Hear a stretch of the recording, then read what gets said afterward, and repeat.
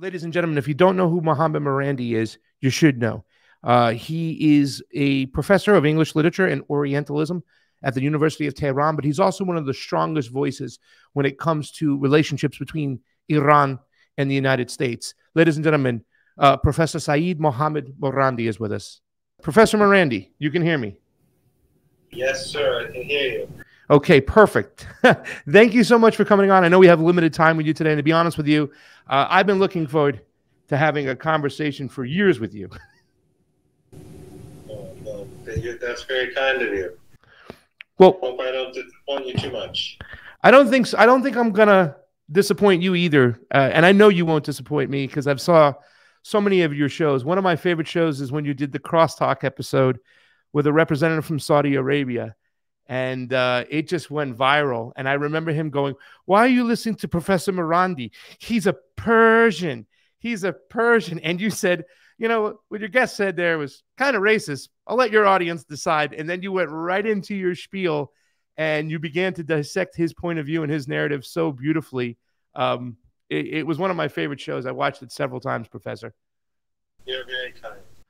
Okay, so here's the question. We're going to go a different angle because I know you've done a ton of interviews where you've been discussing the actual situation, what's going on the ground, the bombing of the embassy in Syria by the Israeli IDF, therefore having to have a response. A lot of people didn't even know in the United States that Israel had bombed a Iranian embassy in Syria. And a lot of people don't understand the crux of it, meaning it's almost a sacred thing. Embassies have always been looked upon. Don't cross that line. When you're bombing a Iranian embassy in Syria, you're still bombing Iran. And a lot of people don't understand that. But what we're going to do, and we're going to kind of shelve that to the very end, I would like to pretend, Professor Marandi, because you are a teacher, but I would not pretend that you came here to America and you were given 20 minutes to explain to a high school class about the cultures and conditions in Iran, as well as how our two countries' relationship came to be today. What would you say if you were given that opportunity? Because I went to high school in Boca Raton, and even though I went to a public high school, it was a predominantly Jewish area. It was a predominantly Zionist area. It was Jewish people who had a lot of money, dual citizenship, the whole 9 yards.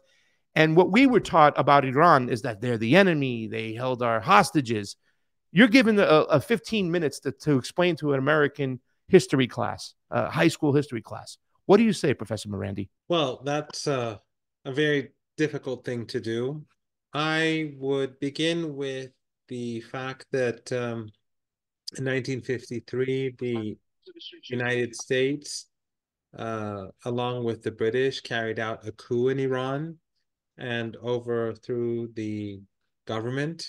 It was an elected government, and the sin of the prime minister and other Iranians was that they wanted to nationalize Iranian oil because they were being ripped off by the British. And since the British were on the decline, they spoke with Americans, and the Americans came on board. They carried out a coup, and since 1953 till the revolution in Iran, 25 years later, the Americans were basically in charge of the country. They helped create the notorious secret police in Iran, the Savak, that killed many of people under torture, arrested many thousands of people, and kept them in prison for many years. And then during the revolution itself, the Shah gunned down thousands of people on the streets of Tehran and other cities. The precise number, I don't know. There are different estimates, but the numbers were quite large. And on one particular instance, which is called Black Friday in Iran, after the Shah's army gunned down a lot of people in the city of Tehran,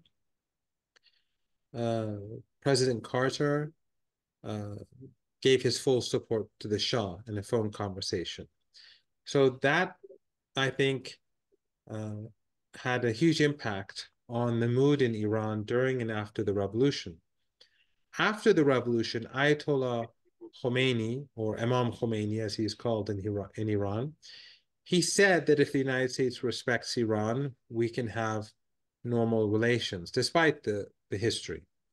But immediately after the revolution, the United States began to seek to overthrow the newly formed revolutionary government, or the Islamic Republic.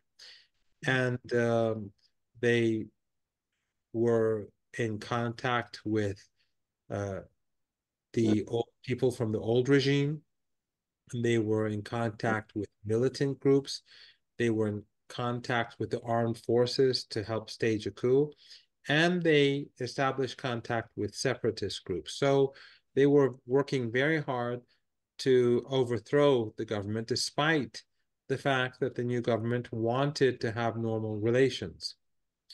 Ultimately, the United States gave refuge to the Shah after he'd killed so many people, and many students, along with other people, were outraged, and the students took over the U.S. Embassy in protest, because for them the Shah was a mass murderer who had to be sent back to Iran and put on trial. And not only that, but Iranians were fearful that the Americans had given refuge to the Shah, and that they would later on use that opportunity to work with the Shah to carry out another coup, like in 1953. So people were thinking both about a repeat of the coup in 1953, and they were also very angry that the United States was giving refuge to a mass murderer who had basically also stolen tens of billions of dollars, according to some estimates. And his family, his children and grandchildren, are still living in enormous wealth because of the assets that they had stolen from the country when they fled. Mm-hmm. So obviously, So obviously, well, that doesn't create a very favorable mood from the very start. But then comes the war where Saddam Hussein invaded Iran, which I can explain later. That's actually in my questions. I wrote down 5 questions, and I figured if I got through 4 of them, that would be great. Let's follow up on the question, my next question here. So you pretty much stated, and that's the story I know. I believe it was, what was the name of the oil company? Saudi Aramco? Is it? No, that's what's going on now. It was the Persian oil company. Yeah, it was the British. It was a British Iranian oil company that was really controlled by the British. Not the Iranians really had no say. The Iranians were receiving literally nothing. And that's basically why they wanted to nationalize it. It's always about natural resource extraction for the United States. They want those resources, whether it be in Latin America, whether it be in the Middle East, whether it be somewhere in Asia. But here's my question to you, Professor Marandi. Just before you ask the second question, I really summarize this. Otherwise, the British also had a very dark history in Iran before 1953. And the fact that the Americans joined the British made the United States a partner for the British, who had this very dark past in Iran. They had manipulated the government for many decades. They occupied the southern part of the country for a very long period of time. So the United States, by partnering with the British, they sort of became guilty by association for what the British had also done in the past. Yeah, I think that a lot of people thought in World War II, when Stalin, FDR, and Winston Churchill met in Tehran, that, Tehran would have been a peaceful partner moving forward. I mean, of all places, they go and meet there. And then these actions by the United States and the British government, the empire, it's quite surprising. But my question is this, Professor Marandi: why did the people of Iran allow the Shah to overthrow the Mossadegh government? with the help of the CIA? Why didn't they respond back then? Did it have something to do with Mossadegh as a leader saying stand down? Because we obviously see the uprising and the revolution with the supreme leader. Why back then did the people not revolt against the Shah? Well, first of all, I should also point out that when Churchill and Roosevelt and Stalin met in Tehran, they ignored the Shah. In other words, the Shah was not even allowed to meet them for like a photo opportunity. And that shows the degree to which the sovereignty of Iran was ignored. These countries were basically controlling Iran, and they were using it as a bridge to work together against the Germans. But the Iranians had no role to play with to play. The Iranians had no or showed no respect. And there was also before this a very dark another dark chapter in history where the British, and this doesn't have anything to do with Americans, but we had a famine in Iran that was caused by the British presence in Iran. But getting back to what you were saying, during that period before the coup, the United States, the British imposed sanctions on Iran, sort of like what the United States did to contemporary Iran. They imposed sanctions on Iran to create poverty and to make life more difficult for ordinary Iranians.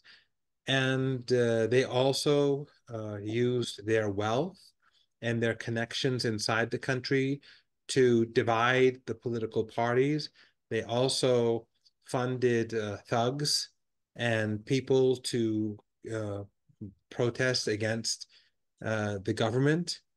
And also the prime minister at that time, Mr. Mossadegh, was, to be blunt, naive about the United States. And he did not think that the United States would play such a role in overthrowing his government. He had his views of the United States were different from his views on the UK. And I think that contributed to the problem. But in any case, the British and the Americans used the poverty that existed and that they helped to intensify and increase to manipulate Iranians and also through the funding of different people to use poor people led by their agents to disrupt civil society and to destabilize the government. What would the Mossadegh government look like compared to the Ayatollah Khomeini? And I want to kind of wrap two questions in one because I know you're very well capable of answering them. I want to know what the Mossadegh government might have looked like because I heard it was a secular government. It wasn't so much a theocracy. And also when we talk about the supreme leader, a lot of people in America, some of those students that you might have had a chance to talk to in America about Iran, they might think that the Iranian government is a sham because no matter what the parliament or the president produce, the supreme leader, the Ayatollah, can override that. What are your thoughts on that? And also, too, what happens when the supreme leader dies? Well, it's difficult to say or to compare the two because they're very different historical contexts. The Mossadegh government had religious allies, and the coalition of parties that also supported him, they had religious elements within that too. And one of the things that the British and obviously the Americans did, but I think that the British were more important in this case, was to divide the different parties, whether they were religious or less religious or secular or nationalist or whatever you'd like to call them. Although secular has different definitions for different people, and at different times it means different things as well. So I should be cautious about how I use the term. But I think that it's also important to keep in mind that the Mossadegh government was looked upon as evil, backward, dangerous, and Mossadegh was depicted as irrational and also a person who would bring ruin to the country by the Western media. In other words, the very same things that were said about the revolution in 1979, in the Islamic Revolution, the revolutionary government post 1979, the very same negative attributes that were repeated in Western media after 1979 were being used to describe the Mossadegh government back then. But after 1979, in a very interesting change in narrative, Western media, which used to call the Mossadegh government, all sorts of terrible things, were describing him favorably in comparison to the Islamic Republic of Iran. So in reality, what the Americans and the British and the Europeans were saying about Mossadegh in 1952 and 1953 was no different from what they're saying today when they describe the Islamic Republic of Iran. So I would argue that a lot of what these young students or school students or high school students or university students, a lot of what they hear about Iran today is based upon an animosity towards Iran that is founded in a hatred that exists among the political establishment in the United States and in Europe. Because Iran broke away, Iran became independent, and the United States government could no longer control the government and control the country's resources. And I would add that today, as many Americans are increasingly skeptical about the media, and their eyes are more open today than they were in the past about how the Western media portrays events, whether at home or abroad, such as in Gaza, I would advise them to rethink everything that they've heard about Iran and how nasty the Ayatollahs are and how despotic Iran is and how we're executing people every morning and how we're executing, I don't know, women or gays or I don't know. And, we're just busy morning till night, just executing people and that sort of thing. I had this little video on Instagram that really it was a dude in some type of restaurant going, "Oh, you hear these things about Arabs. I think you got the wrong thing there." And he's making kind of like this shawarma pizza style thing. And he's explaining how, Arabs, we love to hang out with our families and have picnics, and we love to talk about things together. And we love to play games. And I think like the last thing you said is the painted image. It's the narrative that's fed to so many Americans. Like these guys get up every day and they just start hanging people left and right. What does happen when the supreme leader dies? Can we answer that question? Because it's very interesting. Yes, I'll get to that in a moment. But first, I have to point out that, again, one of the things that you often hear in the West and that we've been hearing for many years is about how the government and the state works in Iran. So on the one hand, you have this claim that the so-called supreme leader, and that's not what he's called in Iran, so I'll just say the leader. The leader. Okay. The leader controls everything, right? So he's like this person who's in charge of everything, and whatever he says, that's it. But on the other hand, whenever they don't like someone, they say for example, when Mr. Ahmadinejad was elected president of Iran, the West was saying that this man is a threat to humanity and he's going to bring the world to an end and he's going. Whereas if the supreme leader was, or the leader was calling the shots and no one else had any authority, then how could the president of the country be so dangerous? He would just be a figurehead. Or when President Khatami was the president, or when President Rouhani was the president, and they were being depicted in the West as more Western oriented, if the leader was really calling the shots, as they like to say, and everything was controlled by him, then how could we have one president who's allegedly Western oriented, and then later on we have another president who's hostile to the West, and then again we have another president who's allegedly Western oriented? None of this makes sense, because we cannot have all these diverse opinions and among senior figures in state if that narrative about the leader is true. The leader is, of course, the most important person in the Constitution, and he has a great deal of authority. But so does the president, so does the Speaker of Parliament, so does the head of the judiciary, and there are hosts of other institutions and figures in the country who have an immense amount of authority. But no one in Iran makes all the decisions.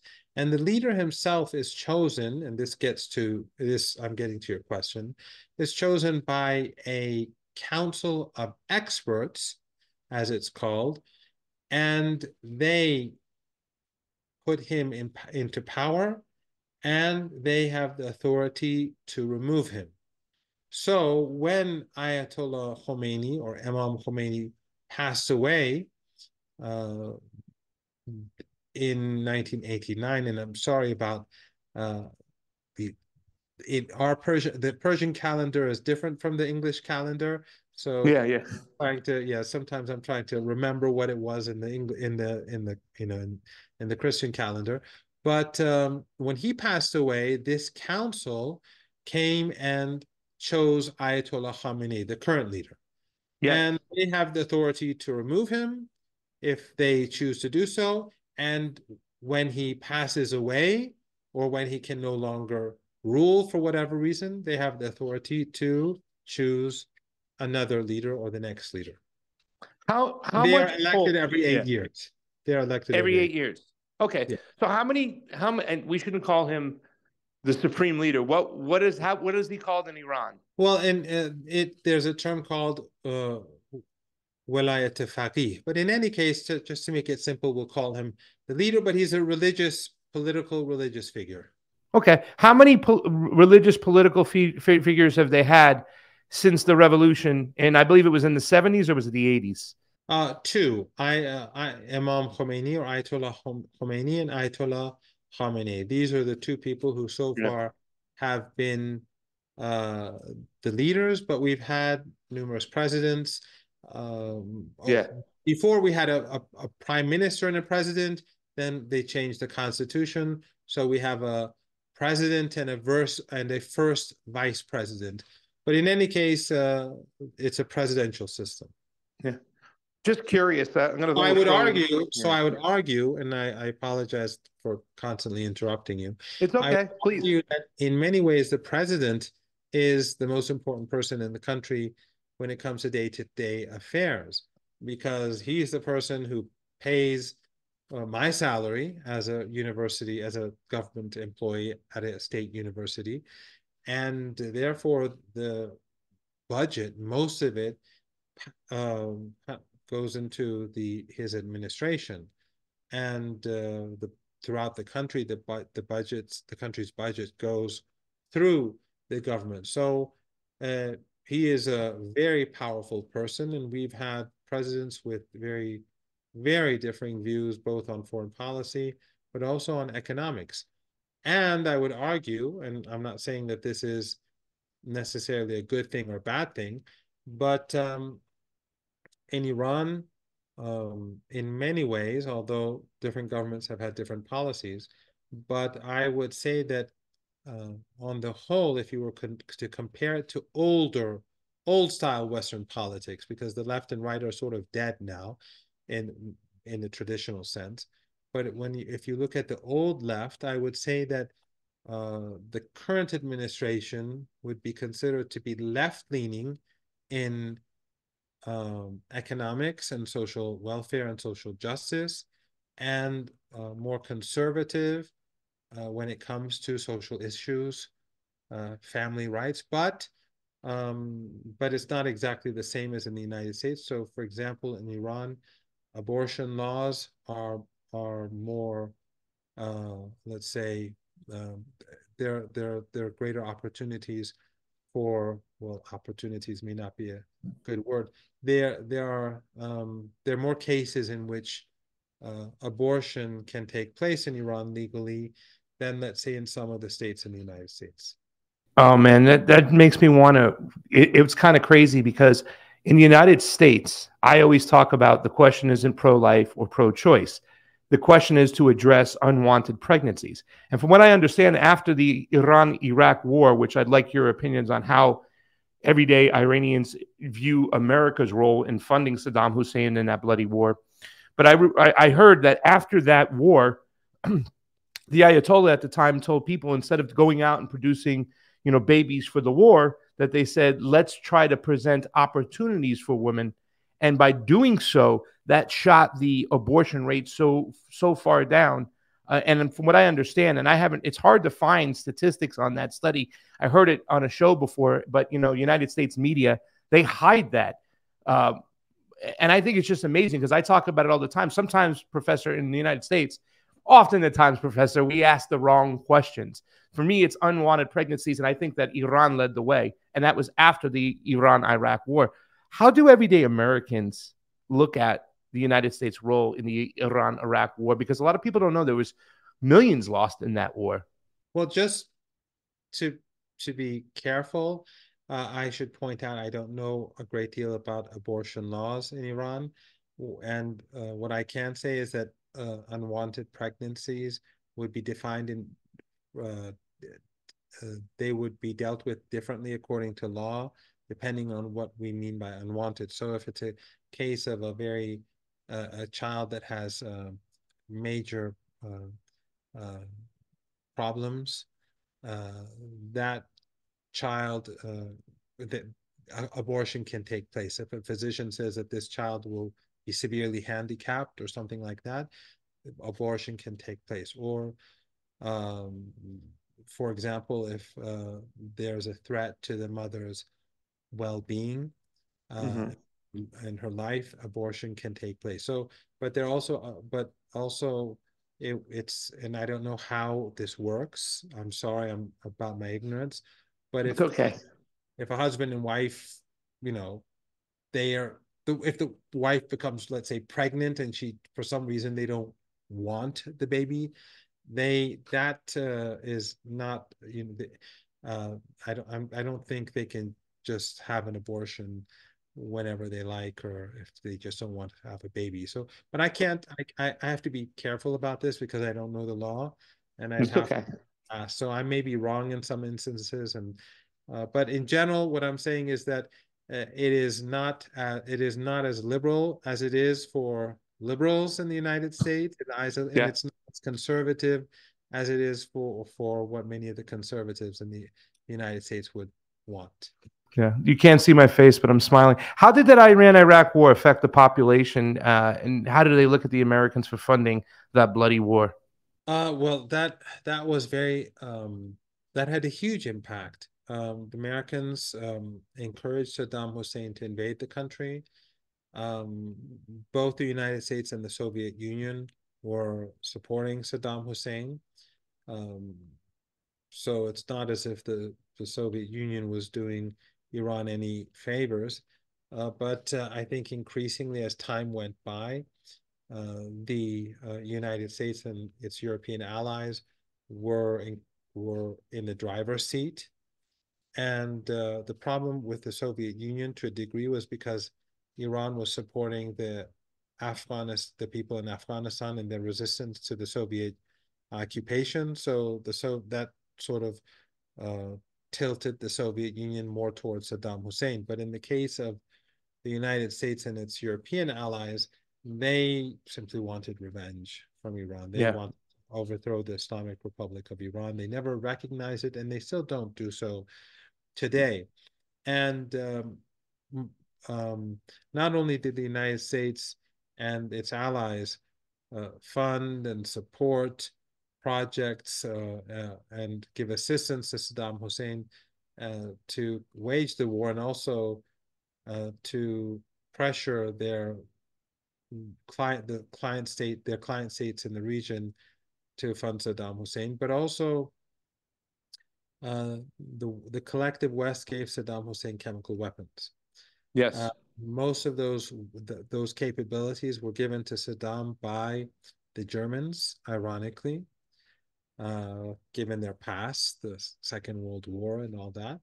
But it wasn't just the Germans. They would not do such a thing without the green light of the United States. And other European countries were involved in the chemical weapons program in Iraq, but the Germans had the biggest role to play. I, as you probably know, survived 2 chemical attacks. One was nerve agents during the Khaybar operation, somewhere near 1983, 1982. Again, because I'm sort of mixing up the Iranian calendar with the Christian calendar, and they're not exactly the same. So it's around then. And one with mustard gas near the end of the war, during the final days of the war, actually, which was not a good experience, especially because a couple of years before, I went to a hospital to help out with Iranian soldiers who were badly wounded because of mustard gas. And those memories were there when I began to smell the mustard gas. So the West used mustard gas and nerve agents extensively during the war through Saddam Hussein. They used it against Iraqis as well.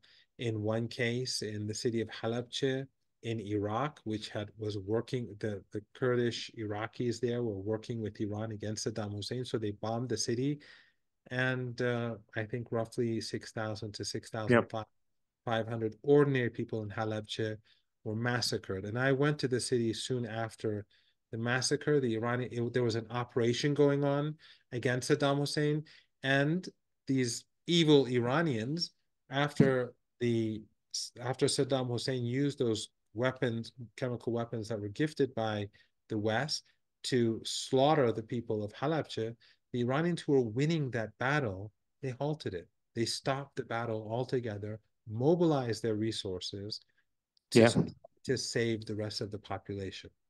So, Professor Marandi, we only got 3 minutes left. I have to just tell you really quickly, because I want you to answer just one last question. And I'm sorry to cut you off, but there was an old saying we have over here before we invaded Iraq. Of course, we know Saddam Hussein has chemicals of weapons of mass destruction, chemical weapons. We gave them to him. But really quickly, and I should have started off the show, I'm sorry, with the technical difficulties. I wanted to send my love, my prayers to you and your family, and pray for your safety, because it is a crazy time. But with everything going on, just a really quick 3-minute answer before the link runs out. How do you see this current conflict between the U.S., Israel, and Iran turning out, the one that's going on today? Will there be any further escalation by the nations? Do you think there'll be a ceasefire? Will China and Russia get drawn in? Give us your final assessment today, Professor. Well, for Iran, the problem in Palestine is that Iran considers the Israeli regime to be illegitimate. It considers it to be an ethno-supremacist regime, very similar to South Africa, apartheid South Africa. And after the revolution in Iran, Iran considered both apartheid South Africa as well as Israel to be illegitimate. And the policy was that South Africa should have equal rights for the white minority and the colored and black communities in South Africa. And Iran's policy towards Palestine or Israel is the same, in that there must be a state across the land where Muslims, Christians, and Jews have equal rights. Because of the sharp difference between the West and Iran over these policies, whether it was South Africa where the West supported apartheid or in Palestine, that makes a resolution to this problem very difficult. And therefore, I think the conflict will continue, and it could spread. But ultimately, in my opinion, the Zionist project will fail. And I think a lot of young Jews in the United States have played a very heroic role in bringing about awareness that there's a huge distinction between Judaism and Zionism. Professor Marandi, thank you again for coming on. The Zoom link is about to extend. This is a weird way to do the interview, but I'm so glad I had you on. And hopefully you'll come back and speak with us again. Once again, please, we're sending love and prayers to you and your family for their safety. Thank you very much for having me. And I hope some of the things that I said on history and the law, which may not have been completely accurate, I hope that they were correct. And if not, I apologize. Well, I hope if I get to Tehran, you'll let me come sit in one of your classes. I'd be honored. I probably wouldn't understand it, but I'd love to see you in action anyways. Thank you so much, Professor. Thank you. You have a great one. Ladies and gentlemen, Professor Mohammad Marandi, thank you so much for joining us, and you have a great day.